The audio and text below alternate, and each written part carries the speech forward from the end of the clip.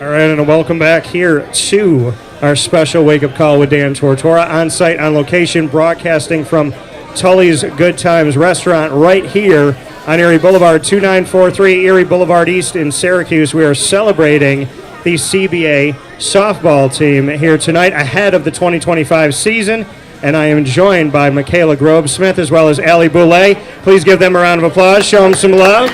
Happy to have them here, our last student athletes before we get to the coaches. So, Makayla, how are you? Good, how are you? Doing very well. So, Makayla, favorite part of being a part of this softball team?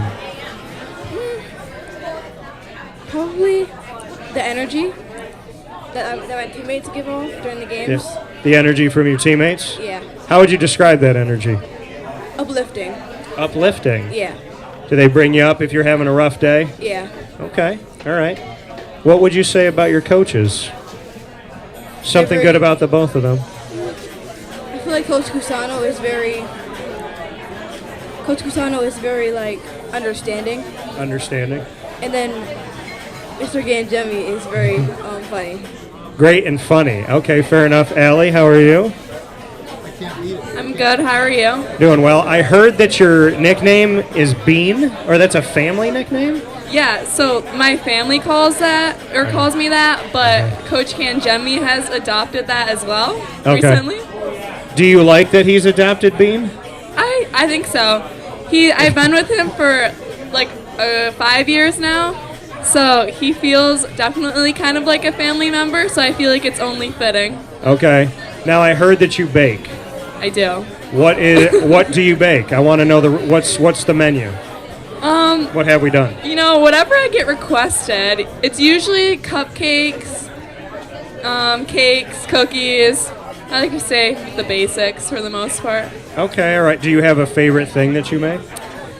I think I like to make cakes the most because they're most fun to decorate. Okay, all right.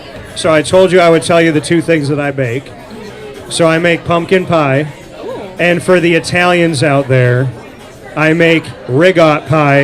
It is not ricotta. It is not ricotta. It's called ricotta. But ricotta pie, it's my grandmother's, so it's my dad's mom's recipe. So my grandma on my dad's side, she passed away. I found it on an index card, and then I lost it, but I remember like what I need. So I make ricotta pie. You can't like buy it anywhere. Is that like savory? It's very, very, very sweet. Like this is when people have never had ricotta pie, the reaction is ew. And then I'm like, just try it. And then once they try it, they're hooked. And as you saw the Italians, when I said ricotta pie, everybody got really excited like a little kid. And then you're like, what is that? But this is what I do on Thanksgiving, and I know we're live to the world, but I don't want you to tell anybody. Do you guys promise not to tell anyone? Okay. So I make 2 ricotta pies for Thanksgiving. I put one upstairs, and then I have a downstairs refrigerator. So the people that don't know what it is and don't think they'll like it, they always try it, and they fall in love. So there's like 8 slices. So when it's gone, I'm like, oh man, I guess we'll split the last slice. And then when everybody gets out of my house, I go down to my theater room, and I have a ricotta pie to myself. So I hope none of my family is listening right now, but that is my secret to tell. So, Alli, you tell me something good about these 2 coaches. About my coaches? Yes. Hard to choose. Okay. For Cusano, I think that he is very caring. Like, he's always understanding of our situation, and he does his best to be there for us. And for Mr. Gangemi, I think that he's very kind-hearted, and he always hopes for the best for all of us. And outside of softball, too, he's always like checking up on us and making sure we're okay. Those are great qualities. Love that. All right, Makayla, tell me something good about Alli. He's very responsible. What did you say? He's very responsible. Very responsible. Okay. How do you see that play out? When I'm at second base and like shoot that short, she'll explain what I need to do in case I do something wrong. Okay, so very responsible. Alli, what would you say about Makayla? I think Makayla is very courageous and hardworking because it's hard to be on a varsity team as an 8th grader, and she's done it and she's exceeded the whole year. And you came onto varsity as an 8th grader too, right? Yep. So what did you learn from that moment? I think I learned that it's important to rely on the people around you to help learn and pick up new skills, because I think I learned a lot from the girls that have been on my teams throughout the past years, especially the older kids. So I think I learned to rely on my teammates and that they're only there to help build me up. I love that. All right, Makayla, being an 8th grader on this team, what have you learned this season? That my teammates are here to help. Your teammates are here to help you. Yeah. What can you say about having, when you have a teammate like Alli, who was also an 8th grader on the team, do you ever ask her about what the experience was like? Sometimes, yeah. Sometimes? Yeah. What's been your, biggest moment as far as something where you felt this season you were at a crossroads and you chose the right thing, like you got better? Do you have a moment where you feel like you improved? Yes. Sure. What game was that?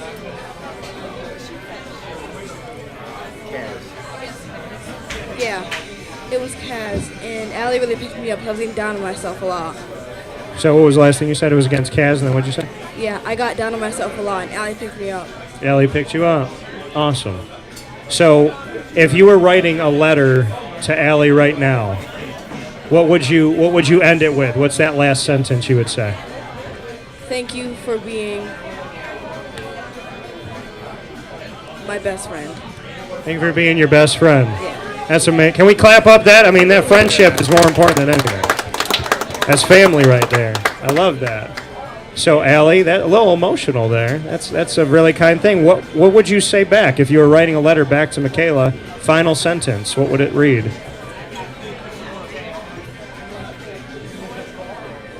Thank you for always working your hardest and inspiring me and other girls on the team to be our best. I love that. I can appreciate that and respect that. We got to clap that up, too. We got to show some love for that. So we're going to jump right into rapid fire because there's a couple of us here. So, Alli, you can put me on the hot seat. What do you got? Yes. What's your favorite sport to watch? That's so difficult. Because I've learned to love so many sports because I've covered so many of them. Like, we've done crew, softball, bowling, anything. But the one that I played, that I still play to this day and, shut my brain off, and I literally am that person. The round is 64. I am, and Tully's was the perfect place growing up. You bring me into a room. You put a game on every television. First round of the NCAA tournament. Round of 64, 16 games from noon to 1 o'clock in the morning. I was the guy that would, come into Tully's as a kid, and I'd be here for, 4 hours. I'm like, we might as well come for lunch, stay for dinner. That was how, but Tully's was, that was the only place growing up that had, you would walk into the room and all the TVs were playing something different, and you could be immersed in it. So a lot of my childhood was spent watching TV at Tully's, and first thing when I had my tonsils out, they said, you got to go easy. Can't have anything too hot. Don't want you to chew a lot. I made my parents bring me to get baked potato soup at Tully's. I burned my throat. I did not care. And then I did it again. So, yeah, I would say probably the basketball because of the NCAA tournament. My question back to you, Alli. Wow. Let's see here. All right, Alli. It's a 3-part question. It's one of my OG questions I'm going to take from back in the day. You can go anywhere in the world that you've never been. Where do you go on a vacation? You can take one person you know, and you can take one celebrity. Tell me the trip.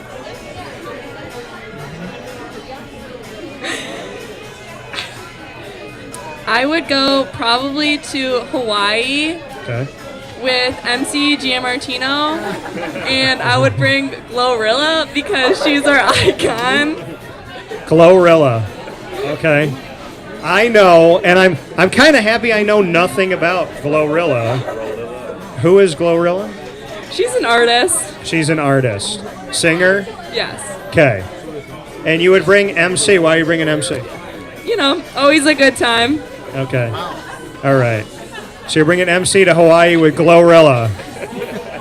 I would love to see that happen, just for the sheer not knowing anything about Glorilla and wanting to see what that all turned out to be. But Hawaii is on my bucket list. You got to do it. All right, Makayla, what's your question for me?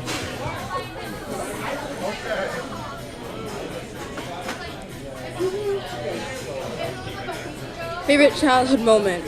Favorite childhood moment? That's a good question. Can I give you two? Yeah. So my grandfathers that I mentioned before, they were all about quality time. And I never understood why I saw them like every other day or every couple days. And now that I look back on it, I'm like, God was banking time, because I saw them so much when I was growing up. So I'm going to say about my grandpa on my mom's side, he used to bring me to off-track betting. And he would have me bet on horses. So when I was being watched for the day, we went out to OTB and we bet on horses, and he would always bring me the list and he would go, "You pick." So he brought me the list one day and he goes, "Dan," he said, "I found this horse for you. You don't have to pick him, but you might like him." And the horse's name was Daniel. So I bet on Daniel, and every time I bet on Daniel, he won. And my grandfather would not show me the money. He would say, "You won, come over here." And he'd bring me to this glass box, and it had all candy in it. And he bought me all the candy I wanted with my winnings. Gobstoppers, like, he would buy me Baby Ruths, which I still like them to this day. So we would go bet on horses, and he would buy me a ton of candy, and then send me home to my mom. So I'm going to say that memory with Grandpa Cavino. And then with my Grandpa Tortora, he built me a swing in the basement of the house. And I came downstairs one day, he goes, "Come down." And he had a workbench. And at his workbench, he was always just putting something together, taking something apart. Always loved being a handy person. And he had all like these screws and magnets and stuff on the wall, and I would play with them. He came down, he goes, "I did something for you." And there was a swing. And it was big enough in the basement that I could swing, and it was right behind his bench where I wouldn't hit him, and he could work, and I could be right there. And I'm going to try to not get choked up when I say this. I said, "Grandpa, why did you do that?" And he pointed outside, and there was a little rectangular window. He said, "You hear the kids outside?" I said, "Yeah." He said, "Well, I want you to be a kid, and I want you to have fun like they're having fun. But selfishly, I also don't ever want you to leave my side." So he said, "I built you this swing so you could live like them, but I could still be with you." And I lived in that house years later. I took it over for the family. The last thing I did in the house is that I sat on that swing. So I would say those moments. My question back to you, Makayla. If you could have dinner with any three people in the world, who would you eat with and why? Do they have to be alive? They don't have to be alive, no, anybody. Whitney Houston, Okay. Michael Jackson, and then Aaliyah. Whitney Houston, Michael Jackson, and Aaliyah. That would be an amazing table. Why did you pick each of them? I feel like Whitney Houston was like my icon when I was younger. I never got to well, she was alive when I was born, but I was really young, so I never got to see her concerts. Yeah. And then Michael Jackson, I see videos of him. He seems like a cool dude. And then Aaliyah, I feel like she was really, really sweet. And she left too soon. What was the last thing? And she left way too soon. Yeah, gone way too soon. You picked a table that I honestly think millions of people would sit at. If somebody walked into a room and saw you and Aaliyah, Whitney Houston, and Michael Jackson, they would say, "Who is Makayla, and how did she make this happen?" But honestly, when I leave here tonight, I'm probably going to text a few of my friends and be like, "I asked this question today, and wouldn't you sit at this table?" We would all sit at that table. And Michael Jackson, I credit him with teaching me how to dance as a kid, because I'm like, whatever he's doing was impossible, so I'm like, I got to try to do it. So with that being said, for Makayla and Alli, We have one more set with the coaches from Tully's here on Erie. We're celebrating CBA softball. We're cheering you on this weekend. I'm wearing a jersey, for goodness sake, so who am I rooting for? So let's give them a round of applause one more time. Thank you both. Appreciate you.